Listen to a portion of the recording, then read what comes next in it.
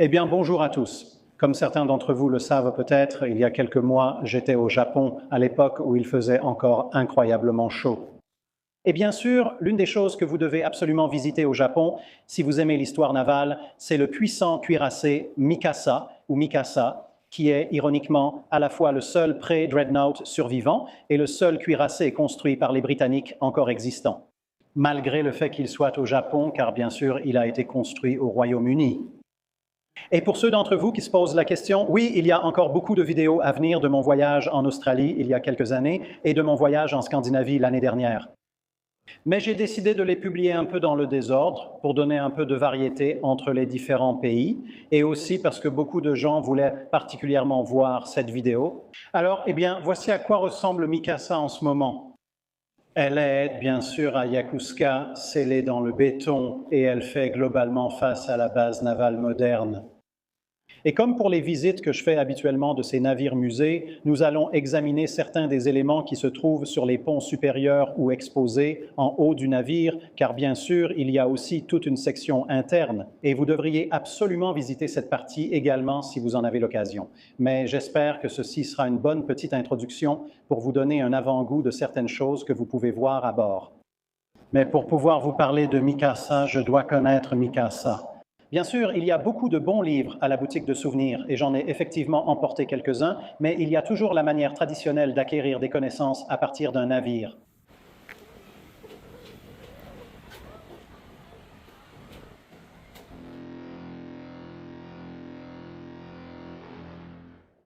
Bonjour à tous et bienvenue à bord du cuirassé japonais Pre-Dreadnought Mikasa. Nous commençons bien sûr à la proue, comme toujours.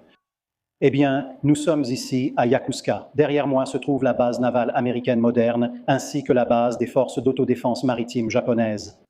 Mais nous allons jeter un coup d'œil rapide au pont supérieur du Mikasa et à sa superstructure également, car ce navire a traversé pas mal d'épreuves et il est maintenant dans un assez bon état après restauration. Alors, allons voir ce que nous pouvons trouver. Qu'avons-nous ici? Il s'agit d'une sorte d'étagère sur le côté tribord de la proue et il y a une version équivalente sur le côté bâbord de la proue également. Eh bien, vous pourriez avoir un indice en voyant qu'il y a cette grande grue ici. Et à quoi cela sert-il? Cela sert à stocker l'encre ou l'une des encres du navire.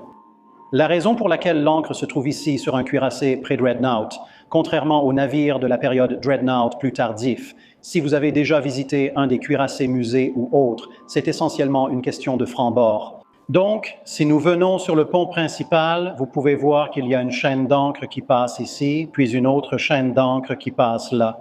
Donc, nous avons la chaîne qui passe par là et la chaîne qui passe aussi par ici. Cependant, si nous revenons ici, vous pouvez voir que même par rapport à un destroyer de la Seconde Guerre mondiale, sans parler d'un cuirassé de la Seconde Guerre mondiale, nous n'avons en fait pas tant de franc-bord que ça. Voici le niveau de la mer, ici c'est le niveau du sol, et voici où nous sommes. Donc, évidemment, cela correspond à la hauteur d'une personne, voire un peu plus.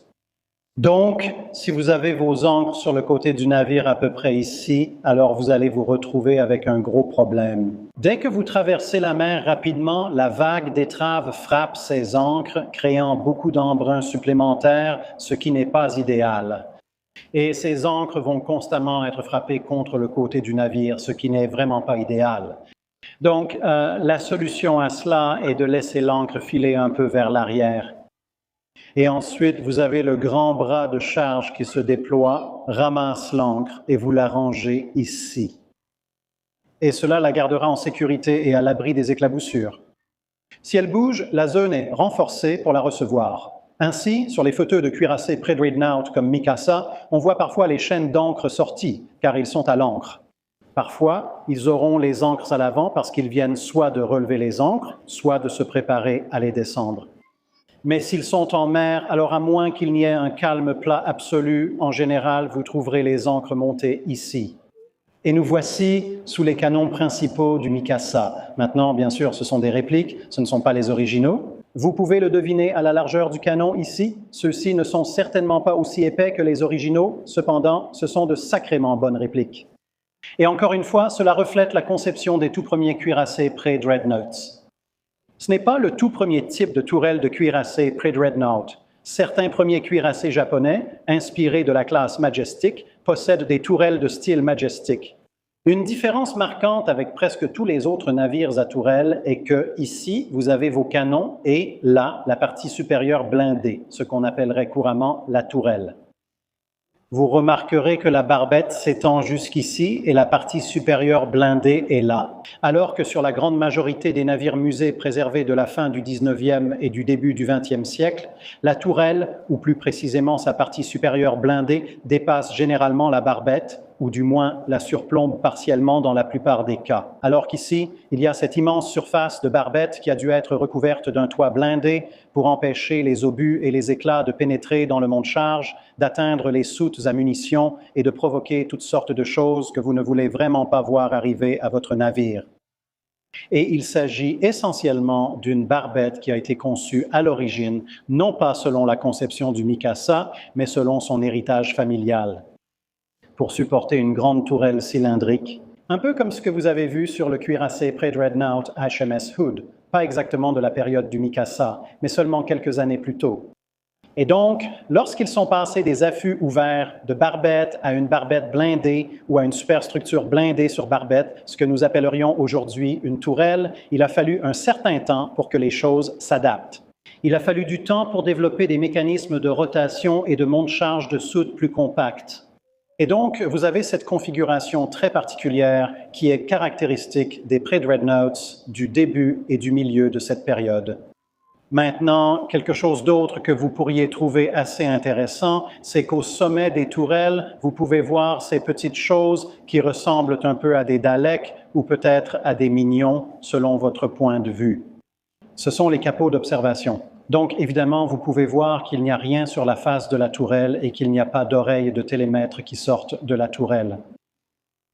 Ainsi, pour savoir ce qu'elles visent ou observent, si les ordres cessent ou pour vérifier elles-mêmes, les personnes dans la tourelle doivent regarder dehors par une ouverture. Et il s'avère que ces 3 capots d'observation sont les éléments qu'ils utiliseraient. Évidemment, ici, il s'agit d'une tourelle jumelle, mais quand je parle d'une tourelle unique, cela signifie qu'il n'y en a qu'une seule à l'avant. Ce n'est pas un problème, on peut facilement voir à travers. Cette configuration, courante dans de nombreuses marines, se retrouvait un peu partout, mais le Mikasa, lui, a été conçu en Grande-Bretagne par des ingénieurs britanniques. Cela reste présent pendant un certain temps, sous une forme ou une autre, et cela s'avère être un petit obstacle si vous conservez ce système dans des configurations à tourelles superposées. Avec une seconde tourelle dont les canons dépassent la première, ces grandes ouvertures de visée laissent le souffle pénétrer dans la tourelle inférieure.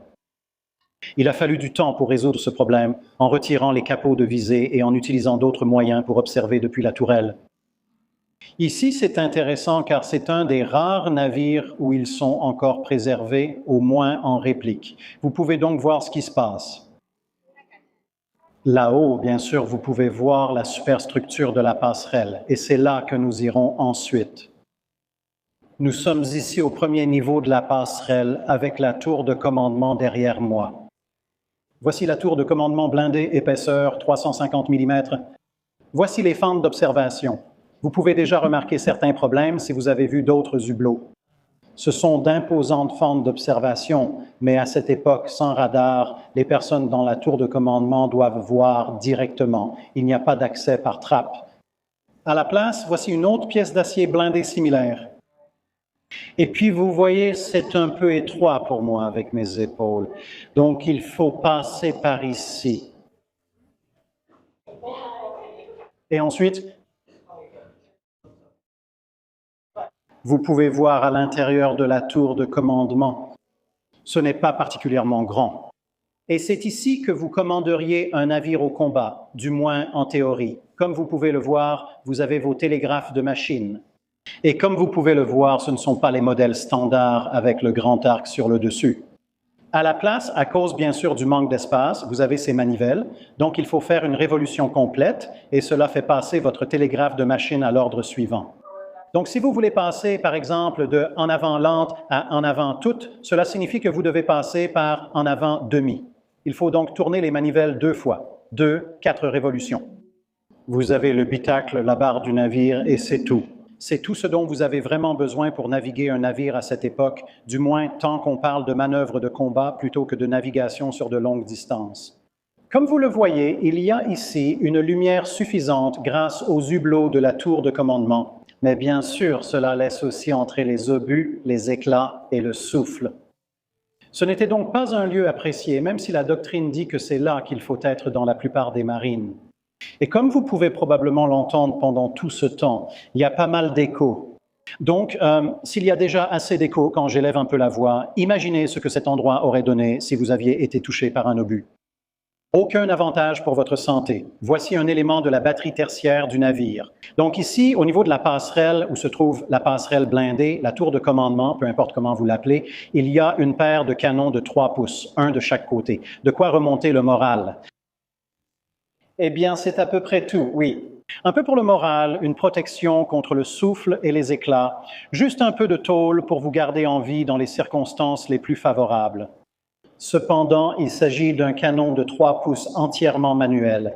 Celui-ci est fixé en place, mais ceux qui se trouvent dans la batterie de bordée ne le sont pas, donc nous allons pouvoir aller les voir dans une minute. Donc cette partie fonctionne, mais la culasse ne fonctionne pas. Donc, nous allons monter d'un niveau supplémentaire jusqu'à la passerelle supérieure et nous allons voir ce qu'il y a là-bas à la place d'un canon de 3 pouces. Mais ces canons de 3 pouces étaient les plus utilisés sur le navire car ils offrent un point de vue légèrement plus élevé. Vous pouvez tirer assez rapidement et vous êtes juste à côté du capitaine ou de l'amiral, selon le cas. Donc, vous avez pas mal de raisons d'ouvrir le feu, de maintenir le feu et de continuer à tirer pendant pratiquement tout l'engagement. Et oui, ces boucliers de canon sont vraiment inclinés vers l'arrière. Ils ne sont pas évasés. Et il y a une bonne raison à cela, car bien sûr, ce canon a un très bon arc de tir. Donc, si vous le faisiez pivoter vers tribord, vous pouvez tirer pratiquement, je dirais, en travers de la proue, enfin plutôt vers la proue. Mais comme nous sommes sur l'aileron, c'est en réalité en travers du navire. Et puis, si vous allez dans l'autre sens, les butées sont en fait complètement ici, ce qui correspond en gros à 90 degrés sur bâbord. Donc, tout le côté bâbord jusqu'à peut-être 20 degrés sur l'arc de tribord. Et par conséquent, en gardant à l'esprit que la structure de la passerelle est juste ici, si vous aviez un large bouclier de canon évasé, comme on pourrait l'imaginer normalement, alors il heurterait la structure dès que vous iriez à peut-être 20 ou 30 degrés de chaque côté, alors que de cette façon, vous pouvez pivoter le canon assez largement et vous ne risquez toujours pas de heurter la structure. Alors, allons plus loin. Donc ici, au niveau supérieur de la passerelle, nous avons la salle des cartes qui contient le casier à signaux pour les différents pavillons de signalisation. Et ensuite, vous avez votre table à cartes et les tiroirs à cartes à l'avant et à l'arrière. Et c'est à peu près tout. Ce n'est pas vraiment une grande pièce, mais elle a son équivalent à l'arrière, comme nous le verrons dans un instant. Donc, si vous voulez envoyer un signal, les signaux sortiraient de la salle des cartes ici, puis ils seraient emmenés vers l'une des ailes de la passerelle, selon le besoin, pour être hissés sur les drisses de signalisation. Donc, dans ce cas, si nous devions hisser un signal sur nos drisses tribord, alors nous le ferions passer par ici. Et voilà les drisses tribord qui montent là-bas jusqu'au mât du navire. Mais il n'y a qu'un seul coffre à signaux, ce qui pourrait surprendre certaines personnes, car elles pourraient avoir l'habitude qu'il y en ait un de chaque côté. Mais non, ici, il n'y en a qu'un seul, situé ici à l'arrière du navire. Donc, si nous avançons, non seulement nous avons une très belle vue sur la batterie avant ces 2 canons de 12 pouces là-bas, et comme vous pouvez le voir, nous avons pas moins de 4 postes d'observation. Nous en avons un de chaque côté des canons, un au milieu entre les canons, et puis un tout à l'arrière pour le commandant de la tourelle. Mais en faisant le tour, vous pouvez aussi voir qu'il y a le canon tribord de 3 pouces. Et ensuite, nous avons la dernière structure fermée quand on monte sur la passerelle. Donc ici, nous avons la passerelle de navigation. Comme vous le voyez, c'est une réplique de ce qu'on trouve dans le poste de commandement blindé juste en dessous de nous. Donc, nous avons une barre de navire, 3 télégraphes de navire, bien qu'ils soient un peu plus espacés parce qu'il y a un peu plus de place ici sur la passerelle. Un compas standard sur son habitacle et, si vous levez un peu les yeux, un ensemble de tubes acoustiques pour pouvoir communiquer avec différentes parties du navire ailleurs. Et nous voici sur l'aile tribord de la passerelle, et ici nous avons un des projecteurs du navire. Ceci est un projecteur de 60 cm et il peut évidemment être utilisé aussi pour les signaux. Mais vous en avez un de chaque côté sur les ailes supérieures de la passerelle. Vous pouvez voir qu'il est en fait câblé, donc vous pouvez toujours le faire fonctionner, même si les persiennes, comme vous pouvez le voir, sont fermées. Vous en avez un de chaque côté à l'avant pour l'observation. Et évidemment, si une cible est repérée, alors vous diriez « Ah ah, je vais t'illuminer pour le combat de nuit » ou si la visibilité est faible, etc., etc. Mais aussi, évidemment, si vous devez indiquer à quelqu'un où vous êtes, ce que vous faites, vous pouvez le faire. Nous avons les drisses de signalisation juste derrière, comme mentionné. Et vous pouvez probablement voir tout à l'arrière, là-bas, sur le centre de commandement arrière, il y a son pendant. Donc, comme je l'ai dit, il y en a 4, 2 à tribord, 2 à bâbord, et ils sont tous montés en hauteur sur ces ailes de passerelle. Alors, qu'est-ce qu'on a d'autre ici? Eh bien, il y a encore un niveau. Il n'est pas fermé, mais on peut y monter, jeter un œil et voir ce qu'il y a. Et nous voici sur la partie la plus haute, qui n'est pas l'une des plateformes de combat. Et ici, vous pouvez voir un télémètre Barr et Stroud. Maintenant, comparé à ce que vous trouverez sur un navire de la Seconde Guerre mondiale, ce n'est pas le plus grand des télémètres. Il ne fait même pas 6 pieds de long. C'est un modèle de 5 pieds. Mais c'est le nec plus ultra du contrôle de tir vers 1904. Comme vous pouvez le voir, cette étiquette porte le nom de W. Armstrong, Whitworth Company, Elzick Works, Newcastle-sur-Tyne. Et ensuite, nous faisons le tour par ici. Et vous pouvez voir qu'il s'agit d'un télémètre breveté Barr-Stroud, et c'est le numéro 450. C'est ici que vous regarderiez à l'intérieur. Malheureusement, de nos jours, l'objectif de droite est bloqué et l'objectif de gauche a beaucoup de condensation parce qu'il fait assez humide ici au Japon. Mais c'est ainsi que vous détermineriez la distance jusqu'à l'ennemi, puis elle serait transmise au canon du navire. Donc, rien de tout cet énorme télémètre monté sur tourelle, même pas de grandes sections de contrôle de tir en haut des unes de combat, les unes de combat. Au début, vous pouvez en voir certains ici. Au départ, elles auraient dû être équipées de canons de 47 mm et c'était le cas, mais ils ont été retirés assez rapidement. Ils n'étaient pas présents à Tsushima. À l'époque de la guerre russo-japonaise, il s'agissait surtout de postes d'observation. Et d'ici haut, eh bien, vous avez une vue encore meilleure sur la tourelle d'artillerie. Et vous pouvez voir à quel point cette barbette a dû être recouverte de blindage parce que la partie supérieure de la tourelle est bien plus petite. Mais la chose, c'est que la tourelle est bien plus petite. Elle nécessite moins de blindage en termes de poids, ce qui signifie que pour le même poids, vous pouvez l'épaissir ou bien économiser du poids et garder le même niveau de protection. Dans tous les cas, c'est un avantage pour la conception de votre navire. Mais bien sûr, une fois qu'ils ont compris qu'il fallait aussi réduire la taille de la barbette, cela a permis d'économiser encore plus de poids. Mais oui, c'est toujours une vue spectaculaire sur la proue du Mikasa. Et voici la passerelle supérieure, comme nous en parlions. Et c'est ici, en fait, que l'amiral Togo a dirigé toute la bataille. Donc ici, c'est là que l'amiral Togo se tenait. Chef d'état-major là, chef des opérations là, commandant du navire derrière le bitacle, comme cela est représenté dans la célèbre peinture qui, espérons-le, devrait s'afficher sur votre écran en ce moment. Mais comme vous pouvez le voir, je suis juste au bord des garde-corps ici.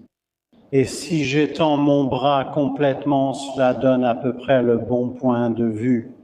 Donc, la personne qui peignait cette image savait évidemment ce qui se passait sur la passerelle, mais elle la peignait probablement depuis une échelle à un moment donné après la bataille. Et évidemment, il y a aussi beaucoup moins de hamacs et d'affaires ici maintenant. D'accord, et maintenant, nous descendons sur le pont des embarcations. Comme vous pouvez le voir, certains des canaux du navire sont en place, mais toutes les manches à air. Ainsi, l'air est acheminé vers les chaudières et le reste du navire, car c'est un navire du début du 19e siècle doté de 2 cheminées.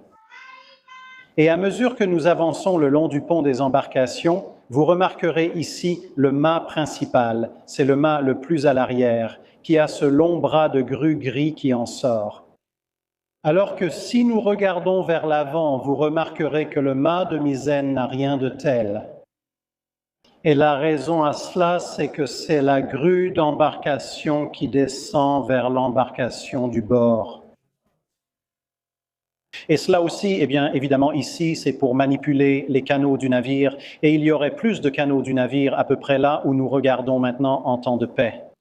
En temps de guerre, presque tous les canaux étaient retirés. Seuls ceux nécessaires à la communication vitale restaient. Il n'y a aucun intérêt à garder les autres parce que vous pourriez vous dire « Oh, attendez, mais est-ce qu'il ne servirait pas de canaux de sauvetage ?» En théorie, mais si vous êtes sur un cuirassé près de Dreadnought et que vous vous retrouvez dans une situation où vous avez besoin des canaux de sauvetage, il y a de fortes chances que les circonstances qui vous ont mis dans cette situation aient aussi réduit tous les canaux de sauvetage en éclats. C'est pourquoi les radeaux Carly ont ensuite été inventés. Mais pour revenir à ce grand bras, comme je l'ai dit, c'est en fait l'une des raisons pour lesquelles, plus tard, certains navires britanniques de l'époque des Dreadnoughts auraient leur mât avant placé derrière la première cheminée. Parce que, comme vous pouvez le voir, le mât, dans ce cas, c'est un mât simple, mais un mât tripode plus tard, est un endroit vraiment utile pour y fixer votre grue d'embarcation. Et si on lève la caméra, vous pouvez voir toutes les lignes qui y sont reliées. Cependant, comme vous pouvez le voir ici, il y a pas mal de jeux. Donc ce support peut servir pour des bateaux de chaque côté du navire. On revient au mât de misaine. Si le mât est devant la première cheminée, vous la voyez ainsi que les manches à air, mais cela limite un peu l'arc de rotation possible. Si vous inversez les deux, vous obtenez soudainement bien plus d'arc de rotation. Le fait que les gars qui se trouvent maintenant dans le nid de combat de ce mât vont littéralement cuire à chaque fois que le navire prend de la vitesse ne semble pas avoir traversé l'esprit des concepteurs, ou du moins, comme ce n'était pas eux qui allaient devoir servir dans cette situation, ils ont pensé que c'était un sacrifice acceptable. Envoyez-moi une carte postale si ça vous dirait d'être à leur place. Et ensuite, nous avons la superstructure arrière et, comme vous pouvez le voir, c'est en quelque sorte une réplique miniature de la superstructure avant. Nous avons une tour de commandement blindée. Nous avons une salle des cartes. Nous n'avons pas toute la superstructure de la passerelle. Eh bien, telle qu'elle est, la passerelle avant que vous pouvez voir là n'est qu'une zone ouverte sur la section arrière. Mais ceci, autant que possible à part cette partie de navigation, est une réplique de la zone avant parce que c'est votre poste de commandement secondaire si la partie avant du navire a été détruite. Il existe aussi des postes de barres de secours, mais pas ici, car si vous perdez la direction à l'avant, vous avez perdu. Non seulement la zone ouverte, enfin fermée, mais en ce qui concerne les éclats d'obus, la zone ouverte là-haut, cela signifie que vous avez aussi perdu la tour de commandement. À ce stade, oui, vous pouvez ajouter des systèmes de secours, mais les choses ont sans doute déjà très mal tourné. Alors maintenant, retournons au premier pont continu, le pont principal continu, et jetons un coup d'œil à la batterie tertiaire de 3 pouces. Et voici l'un des canons de 3 pouces du navire appartenant à la batterie tertiaire. Comme vous le voyez sur certaines photos statiques que j'espère que vous superposerez, c'est vraiment une galerie de canons. Vous savez, oui, il y a un peu de toit au-dessus de nous, mais même cela n'est pas continu. Il s'agit simplement du pont des embarcations au-dessus de nous. Donc, c'est ouvert de cette façon. Et il n'y a rien qui sépare ce canon du canon suivant, du canon d'après, sauf en temps de guerre, quelques cordes suspendues. C'est très ouvert.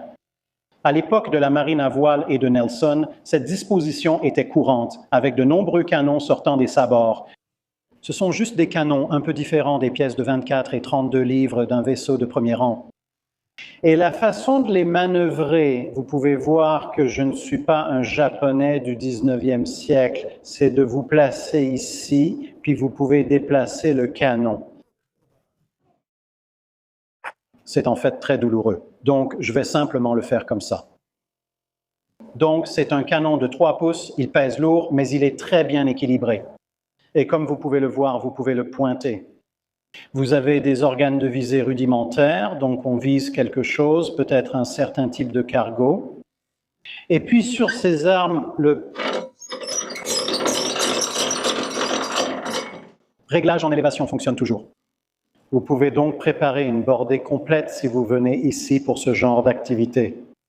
Donc, la batterie tertiaire de 3 pouces. Maintenant, bien sûr, à ce niveau, il y a 4 canons de 6 pouces. Un se trouve ici, sur le canon de 3 pouces arrière tribord, un autre dans son compartiment et un tout à l'avant.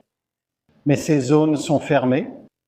Donc, nous devons descendre encore un pont entier pour trouver ce qu'il y a à l'arrière de la batterie de 6 pouces. Voici donc le canon de 6 pouces bâbord arrière sur le pont principal. Il s'avère que celui-ci est en fait accessible.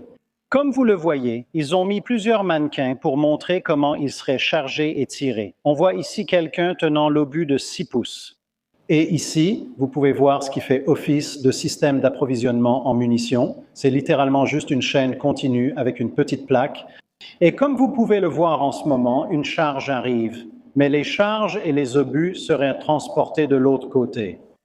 Comme vous le voyez, ce canon de 6 pouces fonctionne presque comme celui de 3 pouces, mais à plus grande échelle. Maintenant, parce que, bien sûr, Mikasa a été très gravement endommagé pendant la Seconde Guerre mondiale, puis transformé en salle de danse et seulement restauré plus tard, le niveau inférieur, le niveau où nous sommes en ce moment, est en fait maintenant entièrement un musée. Il y aura quelques aperçus du musée, mais venez le voir par vous-même si possible. Mais à cause de ces sections d'exposition du musée, l'accès au canon de 6 pouces inférieur est possible, mais il est quelque peu restreint et vous ne pouvez en voir qu'un à la fois. J'ai pensé qu'il valait mieux venir à l'extérieur du navire pour montrer les batteries secondaires et tertiaires, car nous sommes maintenant au niveau de la ligne de flottaison, même si c'est au niveau du sol. Comme vous le voyez, voici les 2 canons de 6 pouces les plus à l'arrière près de nous. Celui-ci est à bâbord. Donc celui-là, là-bas, c'est celui qu'on regardait tout à l'heure.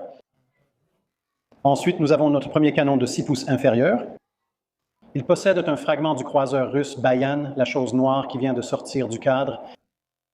En avançant, vous voyez qu'on arrive au canon de 3 pouces de la galerie bâbord. Nous avons un canon de 6 pouces juste ici que nous dépassons. Et donc, vous pouvez voir que nous avons 4 canons de 3 pouces installés ici. Et puis, nous avons l'autre sur le côté bâbord de la passerelle, là-bas. Donc, cela fait un total de 5 exposés pour un total de 10 sur le navire dans l'état où il se trouve actuellement. Et si vous avez compté jusqu'à présent, nous avions les 2 canons de 6 pouces là-bas. Un que nous avons dépassé plus tôt, un que nous venons de dépasser ici. Donc, cela fait 5. Il y en a un 6e juste ici. Et puis, une fois que nous passons cela, nous avons le 7e et le 8e, le canon supérieur bâbord. Donc, cela nous donne un total de 1, 2, 3, 4, 5, 6, 7 canons de chaque côté pour l'artillerie de 6 pouces, ce qui fait un total de 14 canons de 6 pouces au total. Donc, en dépassant le dernier canon de 6 pouces, nous remontons vers la proue du navire.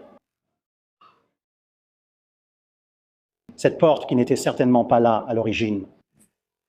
Ça, c'est une modification faite lorsqu'elle servait de salle de danse. C'est le plus près de la proue du navire que nous puissions aller. Mais comme vous pouvez le voir juste ici, voici un exemple de ce dont je parlais au tout début. Voici l'une des ancres du navire, bien calée sur son rebord, prête à être utilisée. Et comme vous pouvez le voir, il y a la chaîne de l'ancre qui mène jusqu'à la proue, montrant comment elle serait déployée. Donc, elle glisserait ici dans l'eau, et puis il y a la grue là-haut qui pourrait la descendre ou la remonter si besoin, si vous ne vouliez pas simplement la faire glisser. Mais il y a aussi beaucoup de hublots, parce que bien sûr, les hublots étant une caractéristique des navires de la toute fin du 19e siècle et du début du 20e siècle, c'est le seul moyen pour le navire d'obtenir de la ventilation et de la lumière à l'intérieur pour la plupart des cas. Il y a bien sûr l'électricité à cette époque. L'électricité est utilisée depuis le HMS Inflexible, soit 25 ans avant la construction du Mikasa. Mais la ventilation, même dans un navire conçu pour naviguer dans les eaux japonaises, reste très limitée à la charnière des 19e et 20e siècles. Et donc ces hublots sont absolument vitaux, sauf bien sûr en temps de guerre où ils sont obturés, comme celui-ci l'a été. Et vous pouvez voir évidemment qu'il s'agit d'un navire à construction rivetée, donc aucune soudure n'est présente. Si vous voyez une soudure quelque part sur Mikasa, c'est quelque chose qui a été ajouté lors de la restauration après la Seconde Guerre mondiale. Maintenant, si je viens par ici et que je retourne la caméra, on peut faire un rapide panoramique. Voilà la proue. Et puis, il y a une vue vraiment géniale en contre-plongée sur sa passerelle. Et descendez un peu. Ensuite, on fera un petit retour jusqu'à l'entrée à l'arrière, sur le quart arrière bâbord. Et vous avez une bonne impression de la puissance de feu de ce navire qui sort de sa bordée. Une véritable bordée, à la manière de l'époque de la marine à voile.